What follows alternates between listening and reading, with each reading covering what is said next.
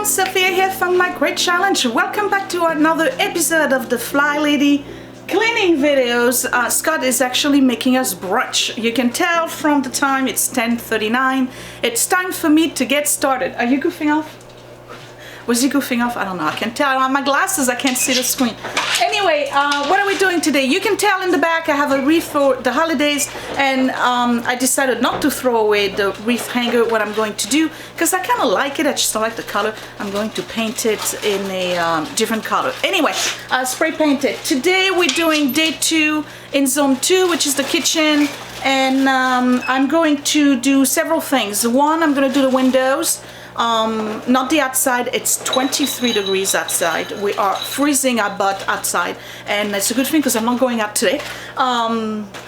So I'm going to do the windows. I'm going to do all of the wood trims. I'm going to wash them, and then I'm going to put my lemon oil on it. I didn't do it last month, so that's definitely something I need to do this month.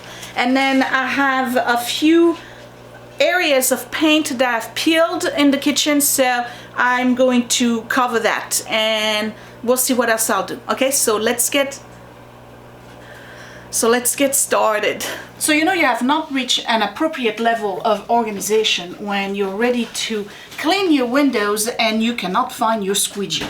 I'm sorry I'm backlit, you guys. Alright, so I'm just using warm soapy water with a cup of white vinegar, and I'm just going over my windows. And this is a microfiber, by the way. It's great to remove you know, splatter, whatever you got on there that requires a little bit of scrubbing. So that's that. And then I go over with another microfiber cloth and I just buff it dry, and that should leave me a streak-free window.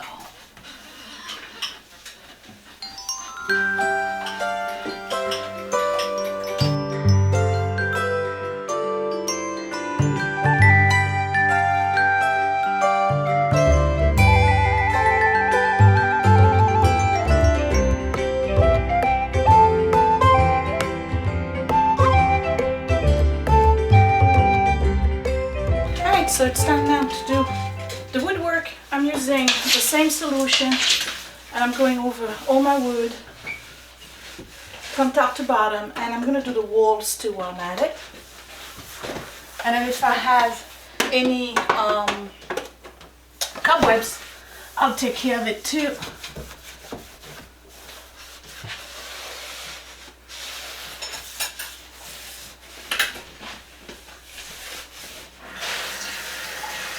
Finish it off with that boner, which I really like actually. It doesn't have any scent. Is this one scented? I don't know. It's for hardwood floors, so you can use it on your wood trim.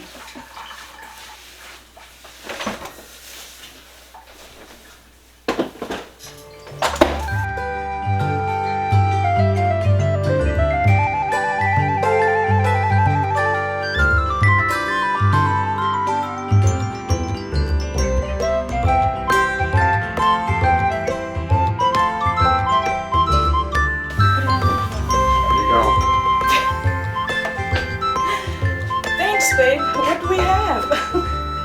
Look at the breakfast he made me. Tilt the camera around. No, don't tilt the plate. Tilt the camera. The food's gonna fall. Okay. Alright. Whatever. So I'm interrupting our regular programming to show you the breakfast brunch that Scott made for me. It's scrambled eggs with herbs, and he put some real Parmigiano Reggiano over it. The bacon, which to be honest is going straight to the dogs. I don't really care for bacon. And a toast with butter. Well, that was a good breakfast. Okay, so I'm just going to continue to clean all of my woodwork. Oh, we had the cobweb here, so I'm going to do that. And I want to chit chat about something else. And this message is for Cam Fam, who asked me a question regarding my kitchen and whether or not we're going to put a backsplash on the kitchen. And I told you I was gonna, I told you I was gonna talk about it in this video. So I am. This is something that we've always wanted to do. And guess what, guys? My next project. Once I'm done with the laundry room, we're going to, well, I am. Scott probably will help though, because I think he's interested in that. We're going to install a backsplash in the kitchen. So we already know what kind we want. And that's basically going to be stone. So the only thing now is that we don't know if we want to get loose stones and apply them ourselves, or if we want to get the what is it? I think it's 12 by 12 sheets, and just, you know, apply them with the mortar and all of that stuff, the grout, because that way the design is already put together. And then what we're gonna do once we have the backsplash, and we're gonna do it, can you see from here? No, it's gonna go at the bottom of this cabinet. It's gonna be the demarcation line. We call it the DMZ. So it's gonna go here, and it's gonna go all the way up to the edge of the counter, and then on the other side it's gonna go from the edge of the counter to the other edge of the counter. And once we have that done, what we'll do is that we'll install lights underneath the cabinet as well. You know, like the KindStar, the new type, the LED type, I guess that's what they call them. So we'll do that, and that's gonna look pretty good, because we've been wanting to do that for a long time. But the problem is that our counter, which we didn't pick, it was installed when we bought the house, is a very difficult color, I think, to match. Why is it difficult to match? Because I'm looking at it, it's got a lot of salmon color in it, and then it's got some black and beige and burgundy color. So originally what we wanted to do was subway tiles, and we just can't find subway tiles we like. It would have to be like in the brownish, and it's just, I don't know, we don't like it. So we've decided to go with the stone. I'll insert a picture right here of the type of stone we want. It's pretty standard stuff. We're not reinventing the wheel here. You know, so that will be the next project coming up.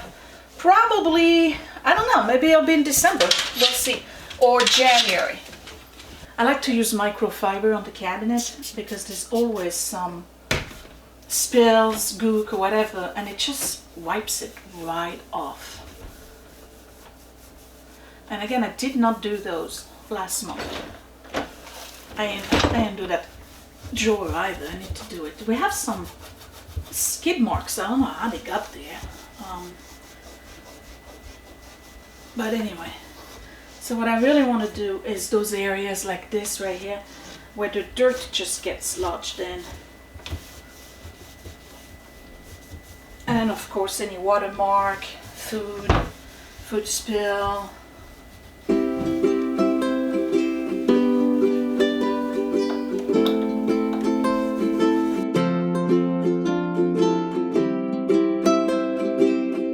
So I did all the cabinets, bottom cabinets, top cabinets. I'm using that Wyman lemon oil. I just started using that last week, I think. And I really like it better actually than the other one I was using. The smell is wonderful, and I'm just going to go over all my cabinets and the wood trim with it to give them a beautiful shine. And I'm using a dusting cloth, and I won't have to do that again come December, because I'm going to do that every other month. And you know, sometimes I'm wondering how repetitive those videos get. That's why I'm trying to do them not every month, because otherwise you just get the same stuff, you know. And I mean, I guess it helps establishing routine. I know I'm still trying to establish a routine. I'm not there yet. I was just responding to a comment earlier today that I know that the house looks cleaner than it's ever been.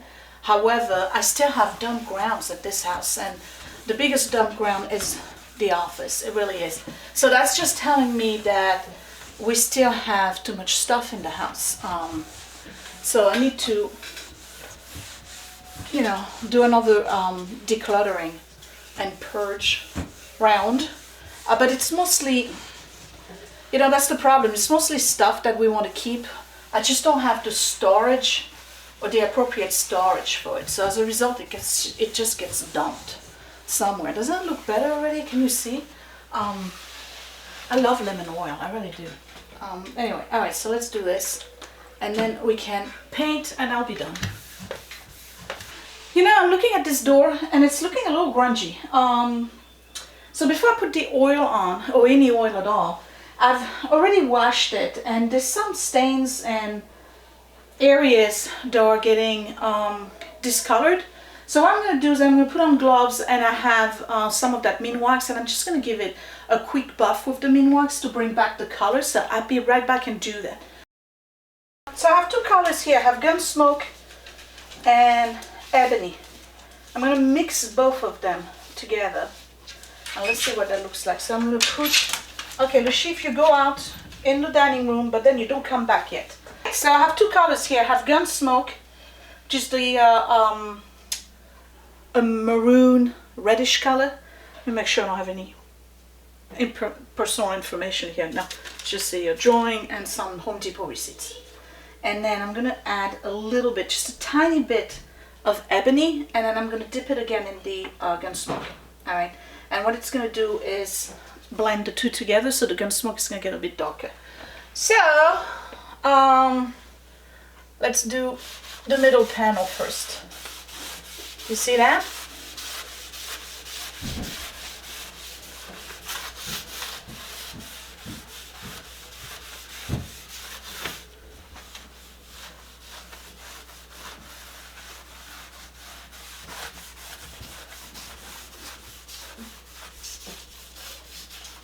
Yes, yes, yes. It's bringing back the vibrance of the wood. So we got this, still a glare. Okay, you see that? Okay, so that's the after, and that's what it looked before. So what do you think? It looks a little bit better, doesn't it? I'm just gonna do, not the sides, I'm gonna do the top part here. Because the door, I'll do this. It's about the same color, so it doesn't really, there we go.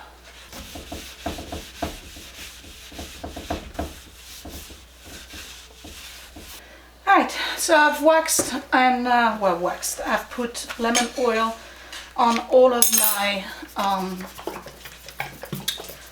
wood trims, and you see here I have some nicks. I don't know how that got there, but I always keep a pint of paint in any color in the house, and I think actually I'm running out of the other one that I had, the melted butter for the living room and the second floor, because you always have nicks or whatever, and I like to just go ahead and fill them in. It gives the, you know, paint a fresh look, I guess. And I'm just doing the little areas that I have here and there where there's a nick. And again, this is all gonna get a backsplash, so it doesn't really matter. But before the holidays, you know, as you know, people coming over and mom's coming, I want to make sure I get everything covered. So I'm just going over those little spots here and there. If I need to put a second coat, I'll do that, but it doesn't look like I do. So that's done. Oh, we have an area here that was not painted properly, so that's that. And this area here on the side of the stove always gets some nicks on the wall, because this is where I keep all of my utensils, and the utensil holder is wrought iron, or whatever you call it, cast iron rather.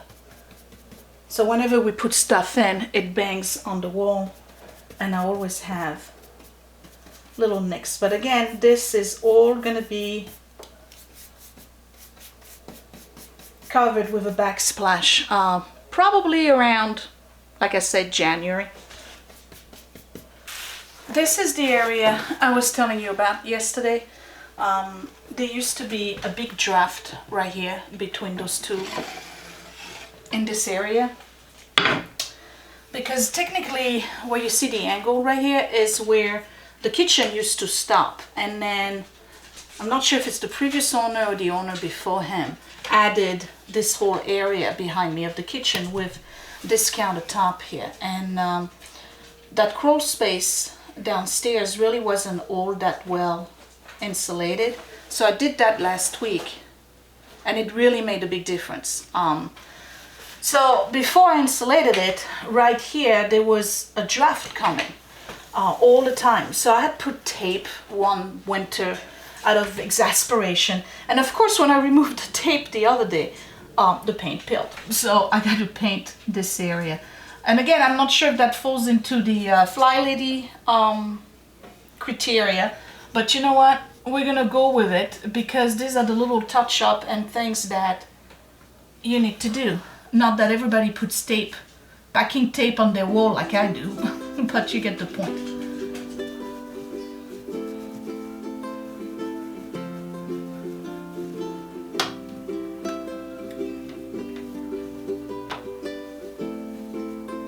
Alright, so here we go, kitchen reset to 0.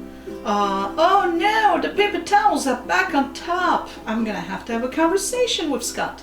Yeah, he's putting the paper towels back up. They were supposed to go in the cabinet, but I'm not gonna fight this one. Alright, so the door has been restained and I have oil on it. The counters are clean. Everything here is clean. My sink is nice and shiny. All of this here is done. You can see that the paint is still drying. I did do the dusting here. And then in this area here, we're all nice and clean and shiny as well. And this is all done. Let me show you the oven, since I cleaned it yesterday. And I thank you guys for telling me you're not supposed to use the self-cleaning on the oven. I had no idea. I want to give you an update on the dishwasher. You remember I had this huge whatever you call it, hard water thing? Okay, so I got the solution for this. So you remember back in August when I had people over for a couple of days, and it was about the same time when I had issues with the dishwasher, and I was trying to ungook it, and it was just, we just didn't feel the dishwasher was cleaning properly. All right, so our friends came in and they told us what their repair guy said to them is that it all comes down to one single thing, and it's the temperature of the water when you send the water into the dishwasher at the start of your cycle. And they told us that what he had them do was raise the temperature of the water on their water tank and then run the water on the faucet at hot for about maybe 30-40 seconds before you hit the start button on the dishwasher. And we started doing that. We didn't do anything to the dishwasher. We didn't have, we had a guy come in and he told us it was the motherboard, and the dishwasher was running with the hot water once we changed it. So we canceled the installation of a new motherboard because the motherboard is working. We don't have any problem with that. So for the past, let's say August, September, October, November, for the past 3 months, we've been running the hot water on the faucet, like really, really hot, and we increased the water temperature on the water tank for about 30 seconds, you know, until the water gets really, really hot on your faucet. And then we start the dishwasher. So by the time when the water gets into the dishwasher for the beginning of the cycle, that water is already piping hot, and it's made a huge difference. It's made a huge difference in terms of the elimination of crud and food that doesn't get lodged into those little holes on the turning wands, whatever you want to call them, and it's removed all the hard water residues. So that's just a tip for you if you have an issue with hard water like my dishwasher had. If you remember that video back in August, it's just try it because it worked for us. Just raise the temperature of the hot water tank and then run your hot water for about 30-40 seconds before you start the dishwasher. Okay, so that was my tidbit for the day. This is the end of zone 2, you guys. The kitchen is looking really good.